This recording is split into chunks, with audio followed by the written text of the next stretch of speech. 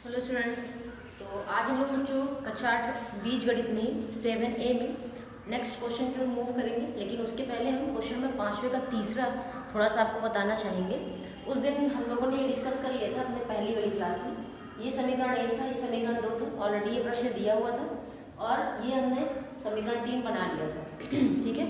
और समीकरण 3 का ये जो मान है y का, वो हम समीकरण 2 में प्रतिस्थापित भी कर दिए थे और उतने में आपको बोले थे कि इसको आपको अपने से सॉल्व करना है। तो इसमें आप लोगों को थोड़ी बहुत दिक्कत आ रही है, तो उसको पहले मैं डिस्कस कर लेती हूँ। ठीक है। उसके बाद हम आगे मूव करते हैं क्वेश्चन नंबर 6 की ओर। तो y का मान ये जो है, इसको हम समीकरण 2 में प्रतिस्थापित करेंगे।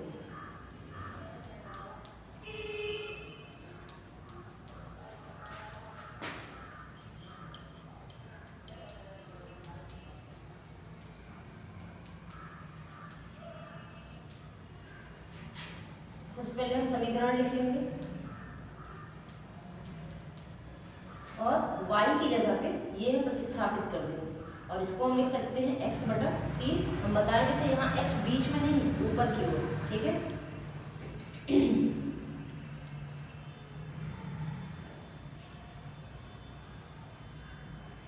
ठीक है। अब इस 7 का गुणा अंदर करने से पहले हम इसको लासा लेके हल कर लेंगे।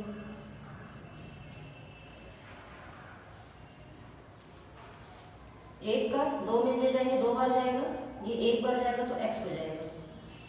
ठीक है। शायद यहाँ तक मैं आपको बताई भी थी और अंदर गुणा करने में एक मिस्टेक भी हो गई थी, इसलिए मैं इसको दोबारा बता रही हूँ। यहाँ पे हो जाएगा x बटा 3 माइनस 7 का 2 में करेंगे तो 14, 7 का इसमें करेंगे तो 7x बटा 2 बराबर 4। अब 3 और 2 को लासा ले लीजिए, 6 हो जाएगा, 2 बार जाएगा, 2 का ऊपर गुणा करेंगे 2x, 3 बार जाएगा, 3 का ऊपर में गुणा कर रहे हैं तो हम एक स्टेप यहाँ पे बढ़ा दे रहे हैं, क्योंकि यहाँ आप डायरेक्ट गुणा करेंगे अगर तो माइनस प्लस में गलत कर देंगे। ठीक है। अब देखिए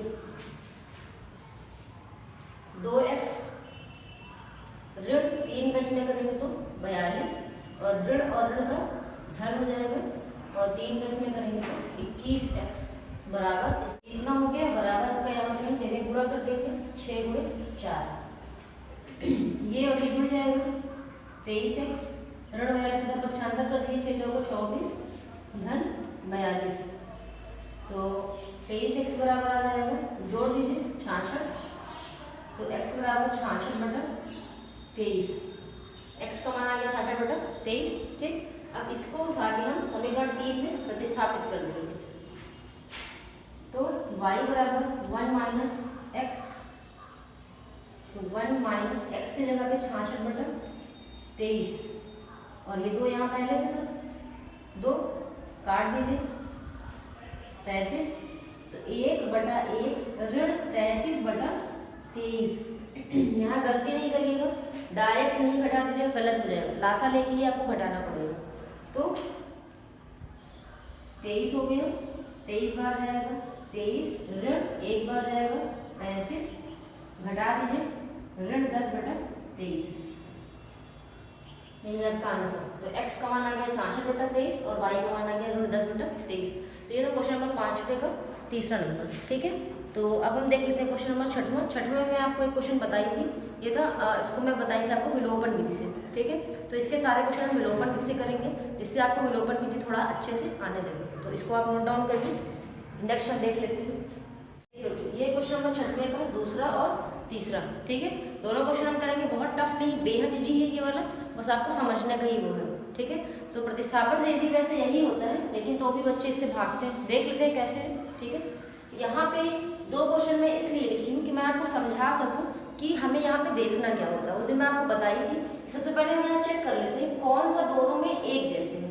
जैसे इस वाले में भी देख लीजिए 2x धन y, हाँ दोनों में वही है, 2x धन y 2x ऋण y, यहाँ पे भी ये दोनों भी समान है और ये दोनों भी समान है। ठीक है। लेकिन यहाँ वाले क्वेश्चन में देखिए ये दोनों अलग अलग, ये 2y है, ये केवल y है, लेकिन ये दोनों सेम है ना। तो हमें उस चीज़ का चुनाव करना होता है, देखना होता है कि जो दोनों में सेम हो। जैसे यहाँ पे x सेम है। ठीक है। ये वाला क्वेश्चन हम कर लेते हैं, ये वाला हम छोड़ देते हैं आपके लिए। ठीक है। कैसे करेंगे ये वाला देख लेते हैं, फिर आप इसे कर लीजिएगा। यहाँ पे इसको हम समीकरण 1 ले लेंगे और इसे हम समीकरण 2 ले लेंगे। ठीक।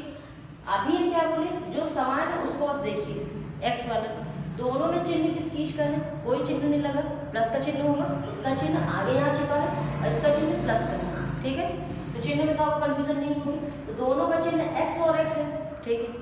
हमें क्या करना है, इन दोनों समीकरणों को हम जोड़ें या घटाएं, दिक्कत यहाँ पे होती है। पहले और दूसरे में क्वेश्चन में कोई दिक्कत नहीं है, क्वेश्चन नंबर पहले छठवें का पहला और दूसरा दोनों को हमें जोड़ना है। जैसा पहले मैं जोड़ी थी वैसे इसको भी आप जोड़ेंगे तो ये कट जाएगा और 2 2 4 हो जाएगा बराबर 4 हो जाएगा, ये सिंपल है। लेकिन यहाँ पे हम क्या करेंगे, समीकरण 1 और 2 को घटाएंगे।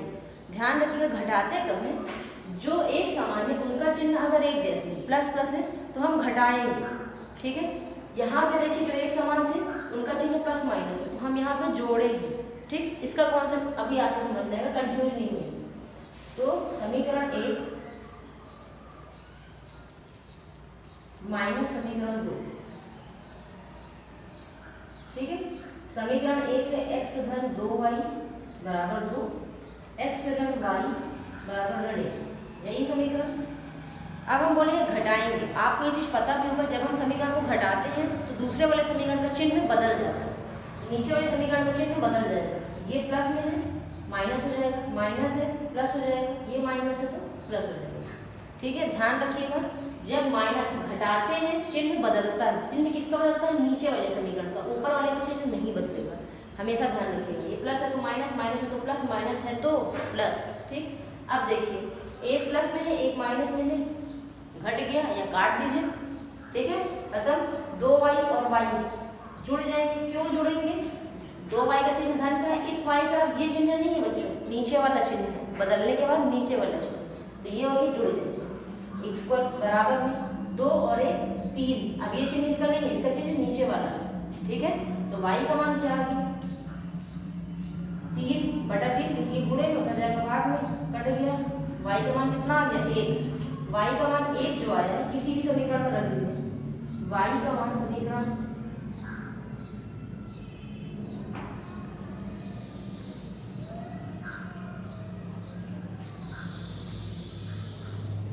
2 में प्रतिस्थापित रखने पर या प्रतिस्थापित करने पर। पहले समीकरण लिख लेते हैं, x ऋण y बराबर ऋण 1, y का मान 1 आया यहाँ रख दीजिए, तो x ऋण 1 बराबर ऋण 1, तो x बराबर ऋण 1 ये पहले से है, ये वाला उधर चला जाएगा, धन 1 ऋण 1 धन 1 खत्म, x का मान आ गया 0, तो x का मान 0 और y का मान 1, इजी है। अब यहाँ पे देखिए मिस्टेक क्या करेंगे, आपको फिर से हम स्टेप आपको समझा दे रहे हैं और आप मिस्टेक क्या करेंगे उसको ध्यान से सुनिएगा, ठीक है। अब यहाँ से आपको ध्यान से समझना है कि मैंने यहाँ पे क्या क्या स्टेप किया, ठीक।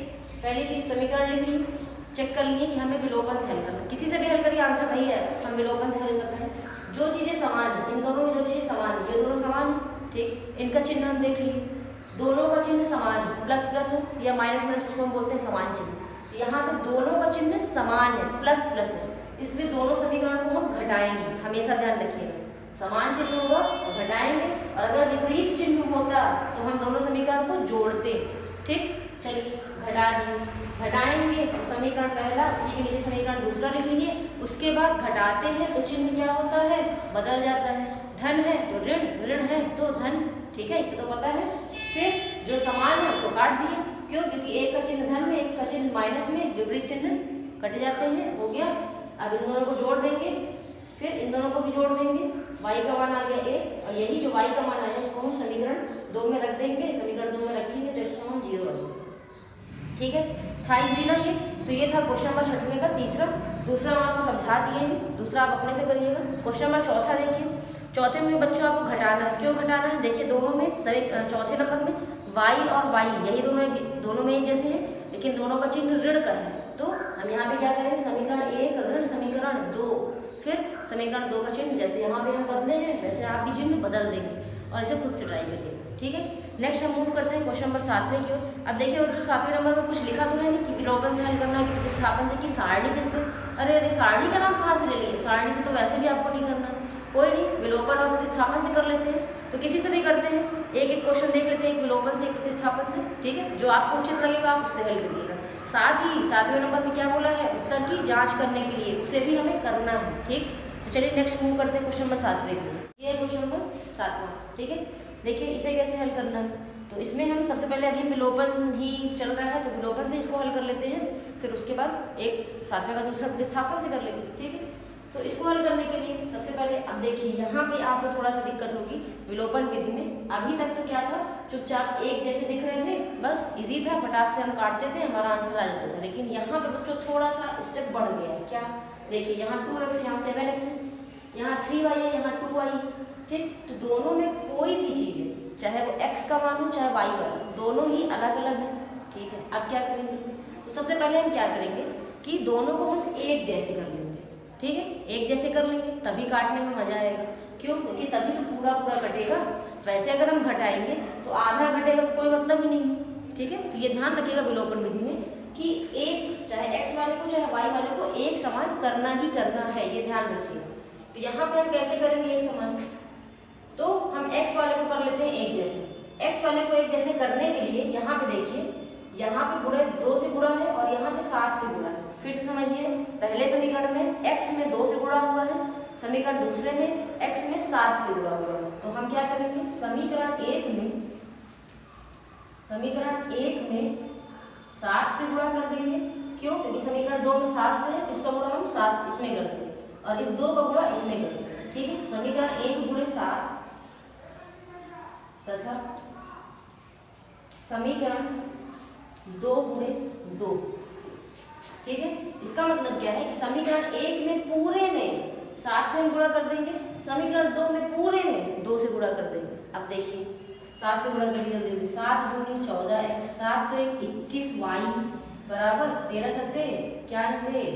ठीक है, फिर ये समीकरण 3 बन गया। अब इसमें 2 से कर दीजिए, 2 सत्ते 14x ऋण 2 दूनी 4y बराबर 20 दूना 40, समीकरण 4। ठीक है, सब में करिएगा, ये दूसरा और तीसरा पद रोने लगेंगे कि हमारे में गुणा क्यों नहीं हुआ, पहले वाले में कर दिए, आंसर भी नहीं आएगा। ठीक है, ये हो गया। अब देखिए एक जैसे हो गए, अब क्या करेंगे, चेक करेंगे दोनों में चिन्ह क्या लगा है, दोनों में प्लस लगा है, समान चिन्ह। क्या करेंगे, दोनों समीकरण को घटाएंगे। वेरी गुड, तो समीकरण 3 माइनस समीकरण 4, तो 14x ऋण 21y बराबर 91, 14x ऋण 4y बराबर 40।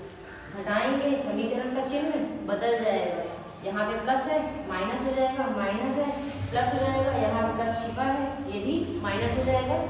ये दोनों समान है लेकिन चिन्ह विपरीत हो गया, कट गया। अब 21 का चिन्ह ऋण का है, 4 का धन का है, विपरीत चिन्ह घट जाएंगे। 21 में से 4 घटा दीजिए, कितना आ जाएगा 17y। 21 बड़ा है कि 4, 21 बड़ा है, 21 का चिन्ह क्या है ऋण का, इसलिए ऋण 17। ठीक, यहाँ पे एक धन में है एक ऋण में, घट जाएगा, 1 में से 0 गए 1, 9 में से 4 गए 5। 91 बड़ा है, 91 का चिन्ह धन का है, यहाँ पे धन का ही चिन्ह आएगा, श्योर है।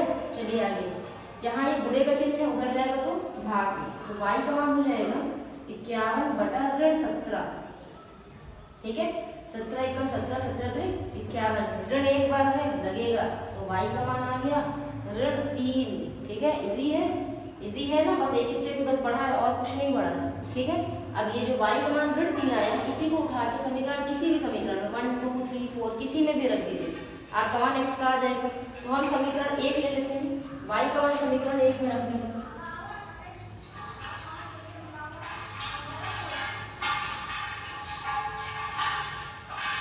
ठीक है, समीकरण 1 लिख लीजिए।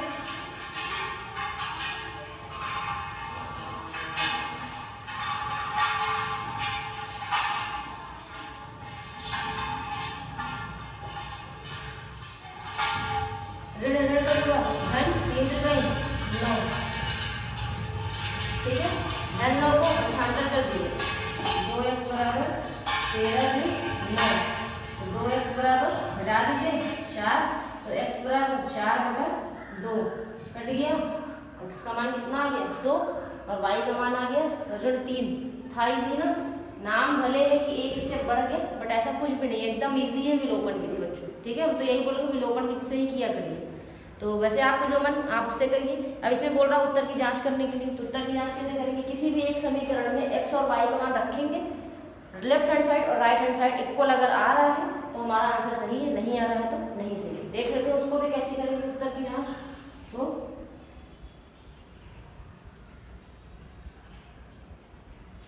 उत्तर की जांच, एक समीकरण कोई भी लिख लीजिए, 2x ऋण 3y बराबर 13। x का मान 2 है तो 2 गुणे 2 ऋण y का मान ऋण 3 है तो 3 गुणे ऋण 3 बराबर 13। 2 दूनी 4, ऋण ऋण का गुणा धन 3 त्रिकाई 9 बराबर 13। 9 और 4 जोड़ दीजिए, 13 बराबर 13। लेफ्ट हैंड साइड बराबर राइट हैंड साइड। देख लीजिए इतने में हमारा आ गया आंसर। है इजी ना, कुछ भी तो नहीं है इसमें, क्या करना है, जो जैसे कह रहा है वैसे वैसे करते जाइए, एक्स वाई का मान आ जाएगा, समीकरण किसी भी समीकरण में उठा के रख दीजिए, आपका आंसर आ जाएगा। ठीक है, इजी है। तो ये था क्वेश्चन नंबर 7वें का पहला। ठीक, तो आपका वन जिस विध से करना आप उस विध से करिए, दूसरा और तीसरा आप अपने से ही ट्राई करिए, प्रतिस्थापन से भी करेंगे तो भी आंसर आएगा। ठीक है, नहीं बनता तो मैं नेक्स्ट क्लास में उसको बता दूंगी। तो तब से हम एक क्वेश्चन 8वें का भी देख लेते हैं। ठीक है, क्योंकि 8वें का थोड़ा क्वेश्चन बड़ा लग रहा है, तब देखते हैं कैसे इसका आंसर आता है। ठीक है, डरना नहीं, आंसर ऐसे ही है।